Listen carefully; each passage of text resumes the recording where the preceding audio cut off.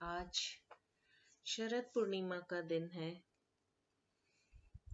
इस बार शरद पूर्णिमा 30 अक्टूबर शाम को 5:45 से लेकर 31 अक्टूबर की शाम 8:18 तक रहेगी।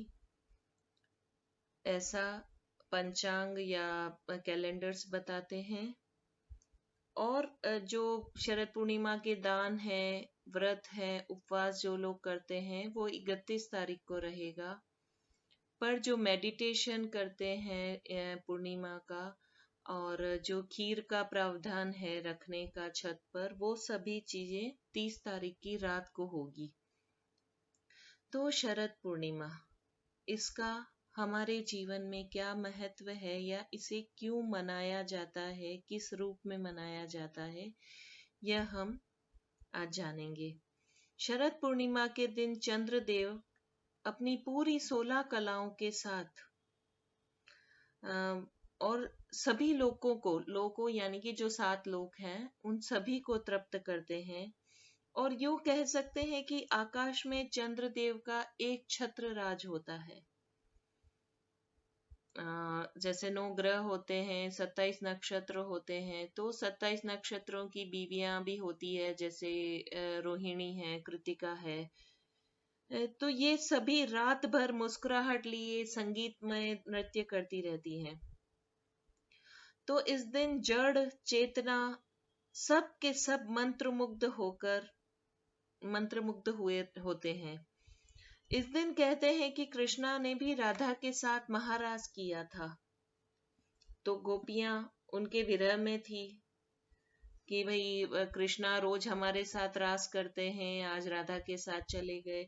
तो चंद्रदेव ने अपना जादू चलाया और ऐसा कुछ किया कि कृष्णा की बांसुरी वहां तक सबको सुनाई दिया और सभी ने, गोपियों ने और राधा ने, कृष्णा ने, सबने जबरदस्त एक रास किया था जिसे महारास कहा गया। और इस कहते हैं कि इस मनमोहक दृश्य को देखने के लिए सभी देवी देवताओं में होड़ लग गई थी। वो अपने पवन विमान वगैरह, पुष्पक विमान सब लेके धरती पर इस महारास को देखने आए थे। इवन महादेव जी तो गोपी का वेशभूषा धारण करके इस महारास में शामिल भी हुए थे। ऐसा शास्त्रों में का बताया जाता है। इस दिन को रास पूर्णिमा भी कहते हैं, तो कौमुदी महोत्सव भी कहते हैं। इसके अलावा इसका कुछ धार्मिक महत्व भी है। जैसे शरद पूर्णिमा की रात को गाय के दूध से बनी हुई खीर या फिर खाली केवल दूध को भी छत पर रखने का महत्व है, उसमें गाय का घी डाला जाता है और इस तरह से। तो ऐसा क्यों किया जाता है? तो जैसे आयुर्वेदा वाले कहते हैं कि ये वसंत ऋतु का टाइम होता है और इस टाइम पे पित्त कफ मतलब सब कुछ जो हमारी प्रवृत्तियां होती है वो इम्बैलेंस हो जाती है। तो उस दिन इस तरह का दूध पीने से वो बैलेंस हो जाता है। वो बिल्कुल सही है उनकी उसमें। पर इसका जो धार्मिक महत्व है वो ये है कि इस दिन चंद्रदेव द्वारा जो बरसाई जाती है अमृत धारा, इनकी रोशनी के रूप में, वह बूंदें जो होती है, उस अमृत की बूंदें वो इस खीर या फिर दूध में अमृत भर देती है। और चंद्रमा को भी इस दिन भोग लगाते हैं। तो जब ये अमृत धारा वाला दूध जो होता है, इसमें एक औषधीय गुण आ जाता है। रात भर अगर चंद्रमा की किरणों में ये रहता है तो उसकी औषधीय गुणों की मात्रा जो होती है वो सबसे ज्यादा हो जाती है, जो मनुष्य को सभी प्रकार की बीमारियों से छुटकारा पाने में मदद रूप होती है। इसलिए कहते हैं कि इस दिन यह दूध मतलब रात भर वहां पे रख के छत पर और सुबह इसका प्रसाद के रूप में ग्रहण करना चाहिए, ताकि हमारा आरोग्य हमको मिले। और ये भी मान्यता है कि माँ लक्ष्मी इस दिन पृथ्वी पर भ्रमण करने निकलती हैं। तो इस दिन ध्यान करने से, उपवास करने से, पूजा भक्ति करने से और ये अमृत समान खीर का प्रसाद के रूप में ग्रहण करने से हमको आरोग्य, आर्थिक संपन्नता, सुख समृद्धि और धन लाभ की प्राप्ति होती है।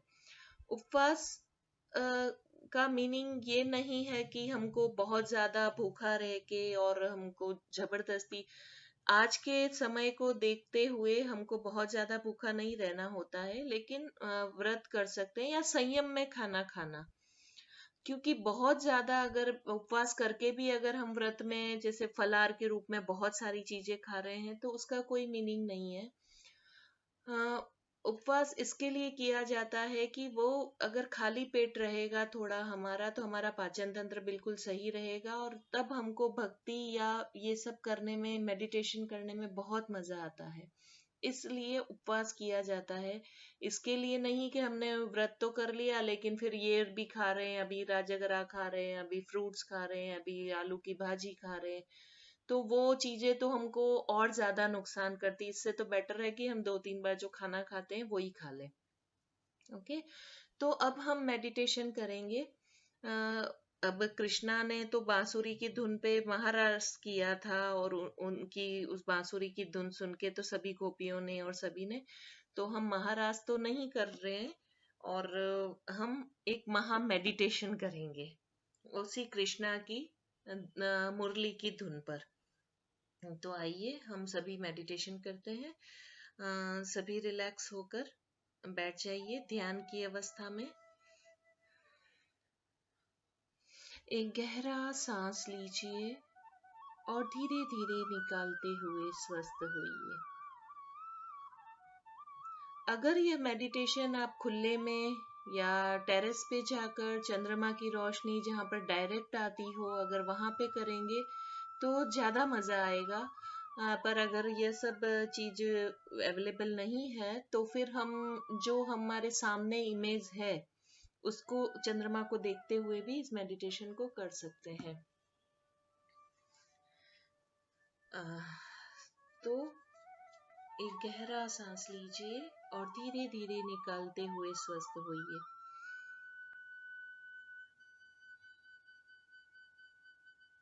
अपने शरीर के चारों तरफ के वातावरण को फील कीजिए। देखिए कि वातावरण में हल्की सी ठंडक है, शीतलता है, जो हमारे शरीर के रोम छिद्रों को छू कर जा रही है और एक भीनी भीनी सी ठंडक हमारे शरीर को छू रही है।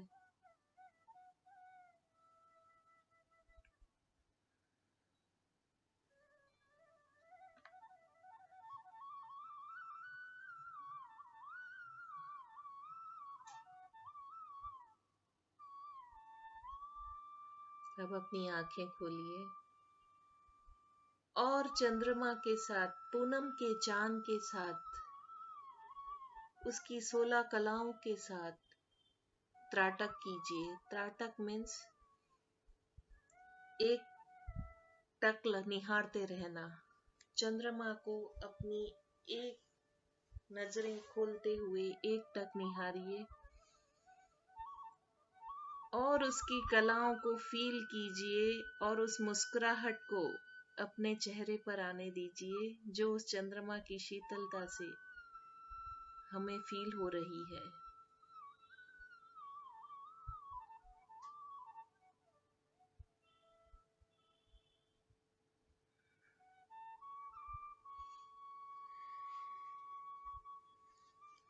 देखिए कि आपकी एनर्जी और चंद्रमा की एनर्जी एक रूप हो रही है।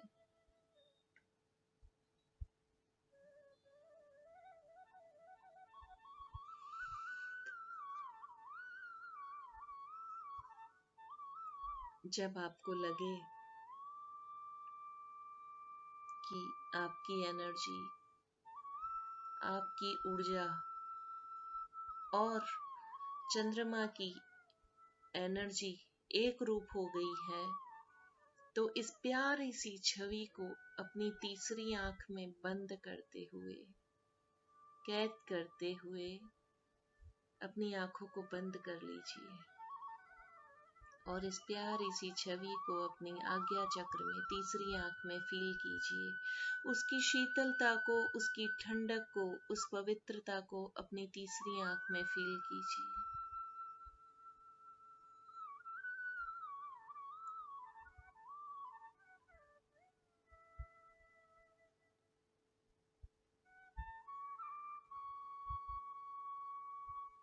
और अब इस चंद्रमा की शीतलता को अपने पूरे शरीर में फैलता हुआ अनुभव कीजिए। आज्ञा चक्र से विशुद्ध चक्र में प्रवेश कर रहा है और अब यह एनर्जी आपके हृदय चक्र में प्रवेश कर रही है।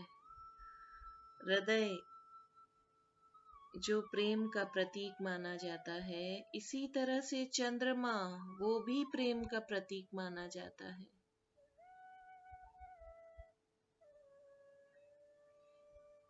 जब चंद्रमा की एनर्जी हमारे हृदय की एनर्जी, हृदय चक्र की एनर्जी के साथ एक रूप हो गई है,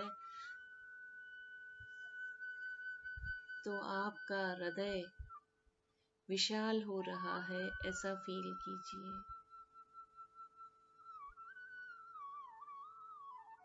आपके अंदर प्रेम की बरसात हो रही है। वो प्रेम जो कृष्णा हर एक जीव के साथ किया करते थे, हर गोपी के साथ, हर जीव के साथ, हर एक स्वरूप में उसे प्रेम किया करते थे। वो ही प्रेम आपके अंदर उत्पन्न हो रहा है।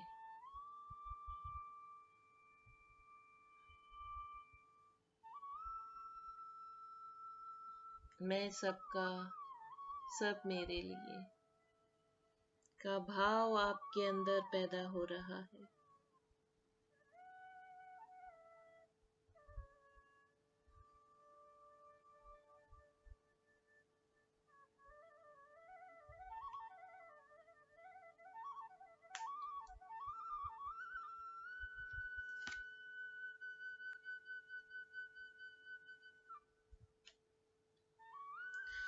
और अब यह एनर्जी आपके मणिपुर चक्र में प्रवेश कर रही है, ऐसा फील कीजिए।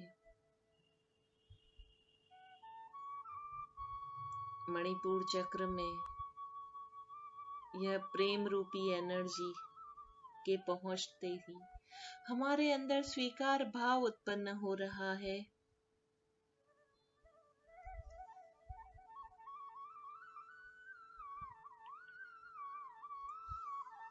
हर एक व्यक्ति, हर एक इंसान, हर एक जीव, सभी को जो जिस स्वरूप में है उसे अपनाने का भाव हमारे अंदर उत्पन्न हो रहा है।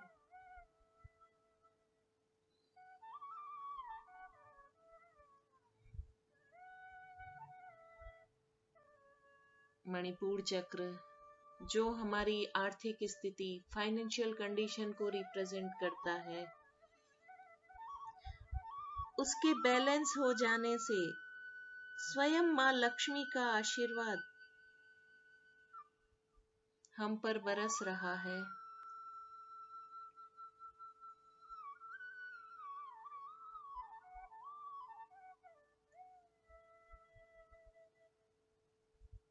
आर्थिक स्थिति इसलिए कि जिसका मणिपुर चक्र एक्टिव होता है वह व्यक्ति कर्म प्रधान होता है।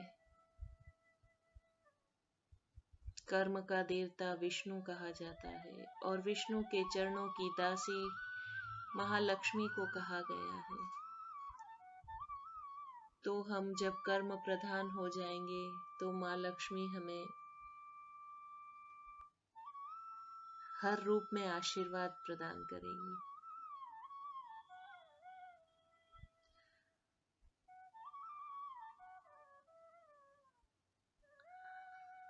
और अब यह ऊर्जा हमारे स्वादिष्ठान चक्र से होते हुए मूलाधार चक्र में पहुंच रही है। हमारा पूरा शरीर इस प्यारी सी ठंडक भरी ऊर्जा से भरपूर हो रहा है, तरबतर हो रहा है।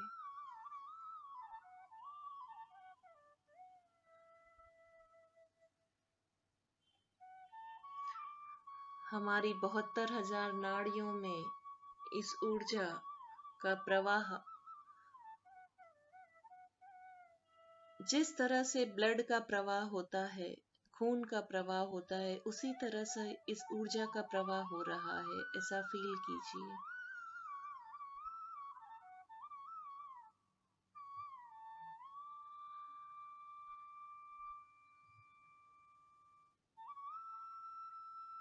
हमारी तीनों प्रकृतियां बैलेंस हो रही है, वात, पित्त, कफ।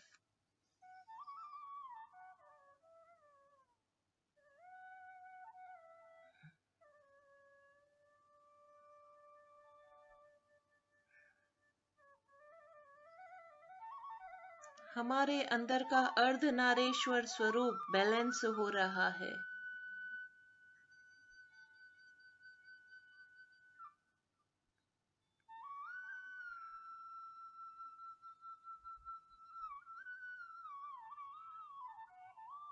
हम पूर्ण रूप से अर्धनारीश्वर बन रहे हैं।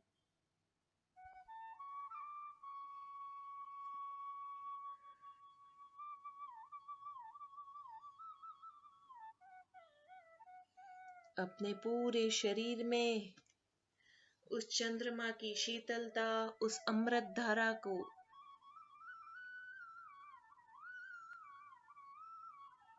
शरीर के अंदर और शरीर के बाहर सभी तरफ फील कीजिए।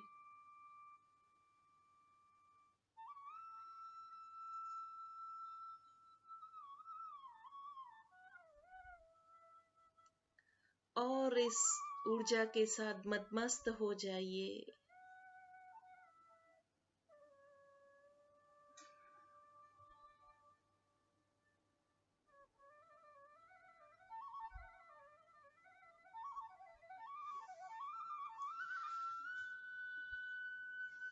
इस अमृत की सुगंध को, खुशबू को अपनी नासिकाओं से फील कीजिए।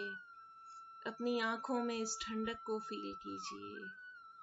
अपने कानों से आती हुई इस हवाओं को, ठंडी हवाओं को फील कीजिए। आपकी स्किन से इस ठंडक को फील कीजिए।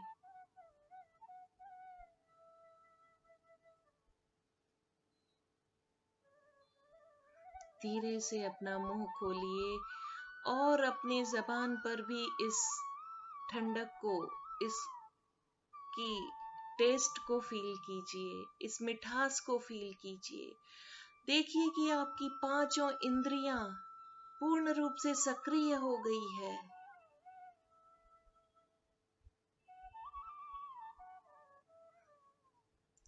आप पूर्ण रूप से इस अमृत धारा में चूर हो चुके हैं, मदमस्त हो चुके हैं।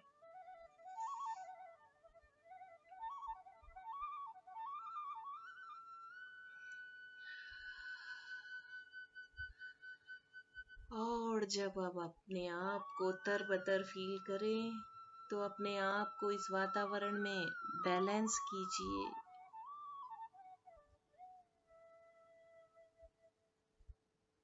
अपने दोनों हाथों को खोलिए और इस एनर्जी को हग करते हुए, गले लगाते हुए अपने चारों ओर से इकट्ठा करते हुए अपने शरीर पर लीजिए।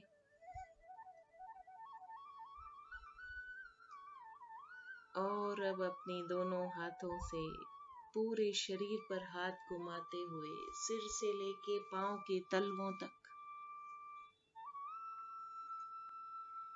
इस एनर्जी को फील करते हुए, जब आप अपने आप को संपूर्ण रूप से स्वस्थ, संतुलित महसूस करें, तब धीरे धीरे अपनी आंखें खोलिए और उस चंद्रमा की तरफ देखते हुए, मुस्कुराते हुए उसका धन्यवाद करते हुए अपनी आंखें खोलिए और अपनी जगह पर उपस्थित होइए। धन्यवाद।